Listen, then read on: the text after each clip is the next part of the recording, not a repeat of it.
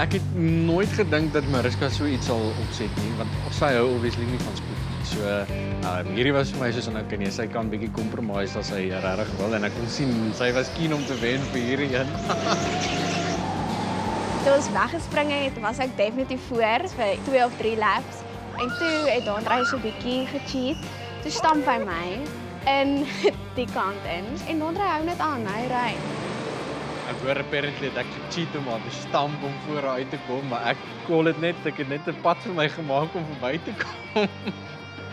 Sy definitief 'n kompeterende kant van haar, nie eers net 'n bietjie nie. As hy my nie gestamp het nie, sou ek gewen het. Maar ek dink is ook goed dat hy gewen het vir 'n man se ego. Maar hy het net gewen. Maar weet jy hoe vinnig ek kan ry, so hoef nie meer bang te wees vir spoed nie. Kan ons net gou daaroor praat? Jy is iemand wat in my ingecrash het, dis 'n probleem.